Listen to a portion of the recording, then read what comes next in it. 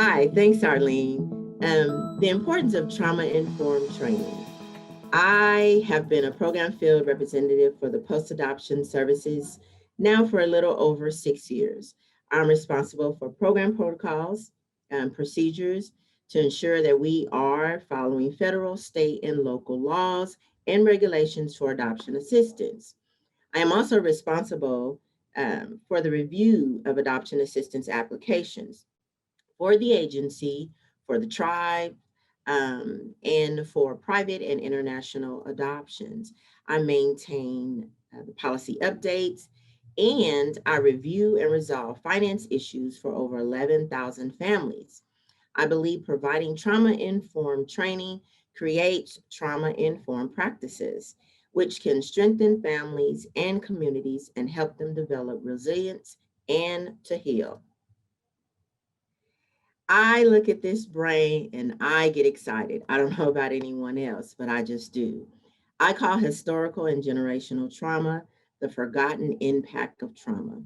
According to the National Institute of Mental Health, PTSD can develop after exposure to a potentially traumatic event that is beyond a typical stressor. About one half of all US adults will experience at least one traumatic event in their life. Almost most do not develop PTSD. Those who do experience PTSD may have persistent fighting thoughts and memories of the events. They experience different sleep problems. They feel detached or numb or may easily be startled. In severe forms of PTSD, they can significantly impact a person's ability to function at work, at home, and socially based on an interview that the National Comorbidity Survey did for adolescents. It stated that an estimated 5% of adolescents had PTSD, and an estimated 1.5% of them was severely impacted. Why I chose trauma? Well, one, I decided on trauma because I wanted to explore the challenges of how child welfare agencies, adoptive parents, and guardianship families were just addressing children with different forms of trauma, what the potential long-term impacts of these traumas are, and what they have on the family and children. My long-term goal is to have policy that addresses historical and generational and relational trauma. So agencies will include these trainings to assist staff. My hope is to help families not ignore the forms of all of these types of traumas and the effects that it has on the behaviors of children and of those who have suffered this trauma, and to help rid some of the stigma of mental health matters within the African American, Native American, and Hispanic cultures. What is trauma? Well, it's a response to disturbing events. I research historical, relational, and intergenerational trauma and maltreatment and care. So, trauma is a response to a deeply disturbing or distressing event that overwhelms an individual's ability to cope. It causes feelings of hopelessness, diminishes their sense of self, and their ability to feel full range of emotions and experiences. And I've done some defining of these different types of trauma. And historical trauma is an experience by a specific culture, racial, or ethnic group. Some of the populations that have historically experienced mass trauma include the experience of indigenous boarding schools, forced slavery, biological warfare, ethnic cleansing, and incarceration and genocide. Relational trauma, meaning it occurs when there is a consistent disruption of a child's sense of being safe and loved within a family. Intergenerational trauma is violence that is both maternal and paternal, and it can be transferred between generations. Maltreatment and care, youth experience neglect, physical and or sexual abuse while in the care of child welfare. The impact of trauma. Well, individual histories of trauma may be more likely to experience negative behavioral health outcomes, as well as diseases or decreases in daily functioning and a quality of life. Affects the brain, development, immune system, and hormonal system, and even the way our DNA is read and transcribed, according to Dr. Burke. The secondary trauma, it is indirect exposure to traumatic events, such as those of us that work in child welfare. These experiences can be damaging on a physical and or emotional level for the group and the community. And the trauma can then be transferred epigenetically to future generations, especially if descendants strongly identify with their family, culture, and heritage. Dr. Nadine Burke Harris, which is the California Surgeon General, notes that high doses of trauma have triple the lifetime risk of heart disease and lung cancer. She also states that children and families exposed to these high doses of adversity are more likely to engage in high risk behaviors. The former president of the American Academy of Pediatrics, Dr. Robert Black, also says that adverse childhood experiences are the single greatest unaddressed public health threat facing our nation today. Secondary trauma, which I stated earlier that most child welfare staff deal with, it is defined as indirect exposure to trauma through a firsthand account or narrative of a traumatic event. The vivid recounting of trauma by survivors and the clinician's subsequent cognitive or emotional representation of that event may result in a set of symptoms and reactions that are parallel to PTSD. My PICO.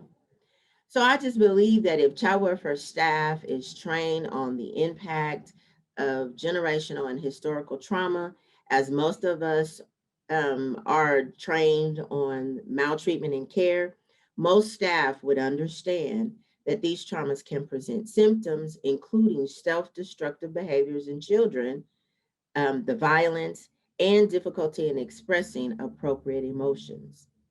These traumas are most time attributed to just bad behavior instead of trauma that affects the entire family.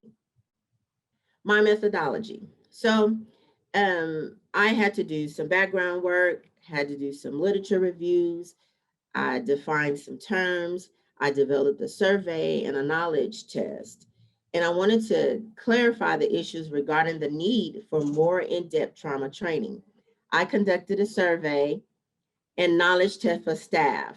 I completed research on historical and generational trauma. I wanted to find studies that show the impact of these traumas on children, especially within the child welfare system.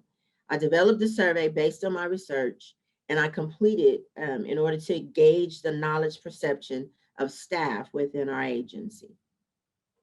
The survey was also developed with questions according to our current practices.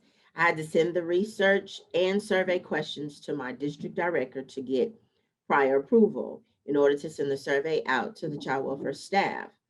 And once the survey was approved, it was sent to our innovation service department where they formulated the survey for distribution.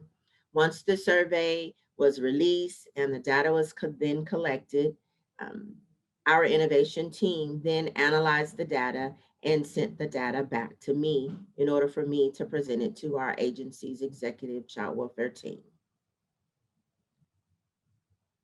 So the purpose of my survey, again, I wanted to find out if staff within the agency could identify the different types of trauma, along with the interest in learning more about different types of trauma, so that we can better serve both families and children. I also wanted to complete a survey to see how we were doing around training and preparing our staff with addressing the needs of children that are impacted by all forms of trauma. So the survey, it was 25 questions long. It assessed both the perception and actual knowledge. It was distributed to 2,488 child welfare staff. 342 of those completed the responses with a response rate of 13.7%. The percentage is low, I believe, is due to a short turnaround and due to COVID taking place. I believe some may have also been a little intimidated by the knowledge based questions or were just not interested, as several never submitted a response to the link. So here are some of my survey results. There was a total of 342 staff members who completed the survey out of the 2,488 that was sent out to the staff. CWS 1 or 2s are child welfare specialists. CW 3s are lead workers. CW 4 are supervisors. Program staff, managers, directors, and administrators are all responsible for the developing and maintaining protocols and procedures for the program, along with the keeper of the data. So here we have survey results of the demographic of the ethnicity. As you can see, there are 66.7 white or Caucasian individuals that is within our agency. And out of this ethnic group, I've had 66% that have been in their current role for 5 years or less. There was 27.2 that stated that they had been in their current roles for 6 to 20 years. And I had 3% that stated that they had been in their current roles for more than 20 years. Out of this 342 that completed the survey, 291 stated that they had prior training within DHS. So historical trauma, they were supposed to pick out of a multiple choice question. Staff was to select the answer that best described this particular trauma. The answer is the multi-generational trauma experienced by a specific culture, racial, or ethnic group. Relational trauma. This was also a knowledge-based multiple choice question. They were to select the best answer for relational trauma, which is defined as trauma that is often attachment specific. As you can see, 31.6 responded with the correct answer, but there were 50.7% who did not know the correct answer and 17.8% that did not respond. Relational trauma describes trauma that occurs within relationships, usually familial and attachment specific. Relational trauma can include maltreatment, abuse, and neglect, experience as well as serious and pervasive disruptions in caregiving as a consequence of parental mental illness, substance use, or abrupt separation. This was also a knowledge-based multiple choice question. They were to select the best answer for intergenerational trauma. The answer is violence in both maternal and paternal families that is transmitted over generations. This type of traumatic effects can seemingly become embedded in collective cultural memory and passed on by the same mechanisms through which culture itself is transmitted, as well as being individually passed from parent to child. Simply put, we've all had elders that passed on stories of trauma to their children, which passed on to their children, which passed on to their children, and so on. With this type of trauma, historical trauma, it can display residual effects of disrupted differentiation of self and traumatic stress. This was also a knowledge-based question or a multiple choice question. And as a result, you can see 82.5% knew what maltreatment in care was. I was not surprised whatsoever by this result, as our agency does well with addressing maltreatment in care trauma. All of our training basically has been surrounded around maltreatment in care. So here's a summary of the knowledge test results. Although there were a bit over 50% of staff that knew the answers, there was 29% that did not know. For the relational trauma, it was 50.7 that did not know the correct answer. And for intergenerational trauma, there was 28% that did not know the correct answer as well. perceived knowledge. So 57% perceived that they had the knowledge of historical, intergenerational, and relational trauma. Although their perception of what knowledge is was high, the result of knowledge question for the relational trauma question revealed that 50.7% did not know the correct answer. Most knew the correct answer about the other types of trauma, but understanding how and why abuse and trauma are transmitted through the generational can increase compassion towards ourselves and our family members and those that we serve in the community. Here again, the perceived knowledge for the different types of how it affects children and families. Their perception was high again. It revealed 50.7% didn't know, though, the correct answer. Most knew the correct answers about the other traumas. This was a question that was posed for all CPS, foster care and adoption that were doing investigations, and they do placement assessments.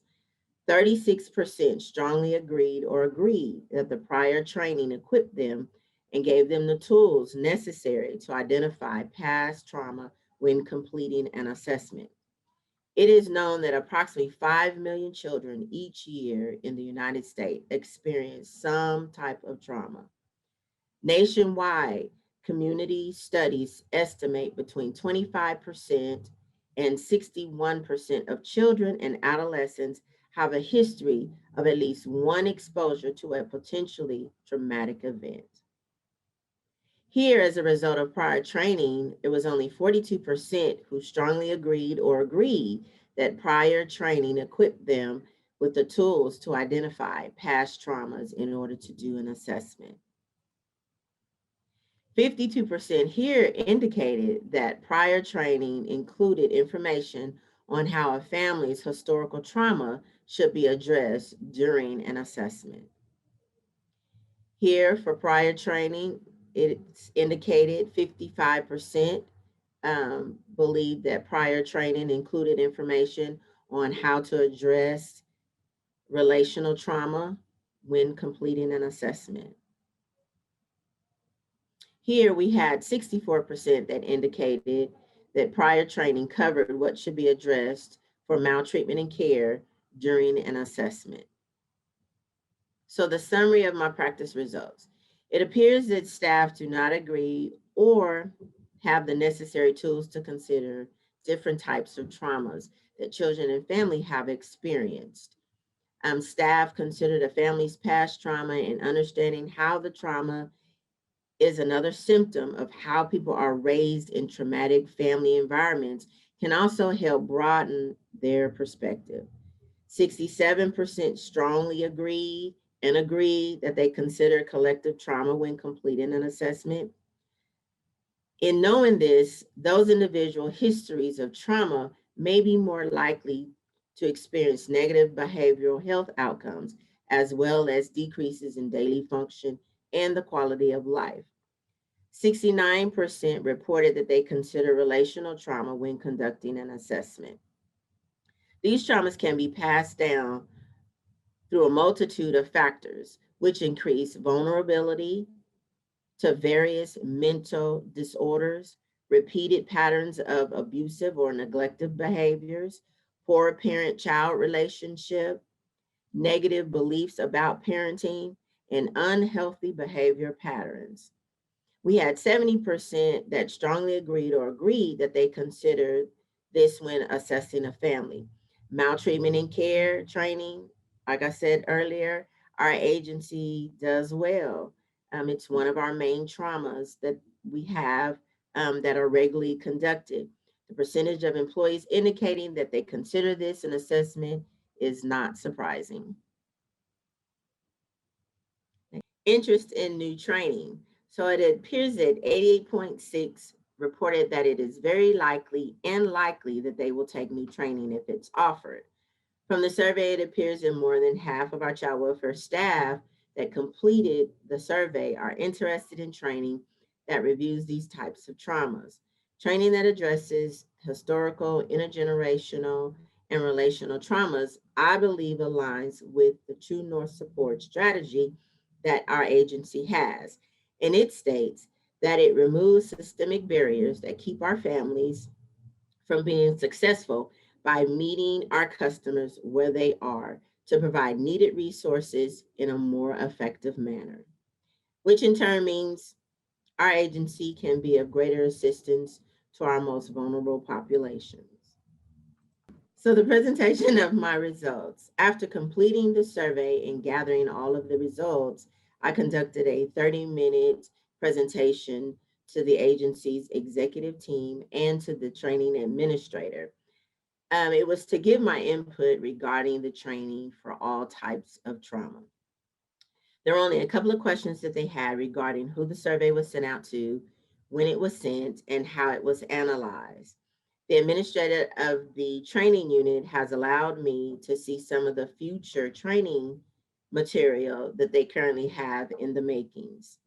My hope is that my agency will be able to utilize my research information and my survey data in order to continue to support family and to add to the current training modules. Possible new training material. Defining the different types of trauma can increase staff engagement with families in recommending preventive instead of punitive measures that can promote psychological well being. Including trauma of how to assess children with these types of traumas can help staff identify how historical and generational trauma can have negative behavioral health outcomes. And it also will give them the ability to identify compound traumas that can change the trajectory of a child or family's well being. Impact of the NPLD program. Whew. Being a part of this program has changed my perspective regarding the fight for equality in diverse communities. It has also inspired me to keep the fight going. Looking at data, reading the articles, listening to podcasts that were shared with us when completing our assignments has brought an awareness of how minority populations are not being served well and how improvement is so needed. It has also made me aware of how there is a huge lack of representation within these populations from our agency and those alike across the nation. It has opened doors for me to be privy to some of the up and coming training material changes that are happening in our agency for staff. I am unsure if I would have been given the opportunity to meet with our executive team to give them the results of my survey without having Adopt Us Kids as a support. Skillful leaders work on self improvement more than other improvement. Trauma influenced my drive in wanting to see children, their parents, and families healed from the effects of traumatic events. Being one that has experienced the child welfare system and how it works for agencies, but doesn't fully work for families, has really changed my perspective and how one should understand how trauma infects individuals. I've had to adapt in an environment that once caused me great personal and family pain. I have used that pain and turned it into self improvement opportunities and teaching moments at every interval that I can get the opportunity to use it in. I've also vowed to be committed to never cause intentional trauma in anyone's life. Here's my references. And I thank you.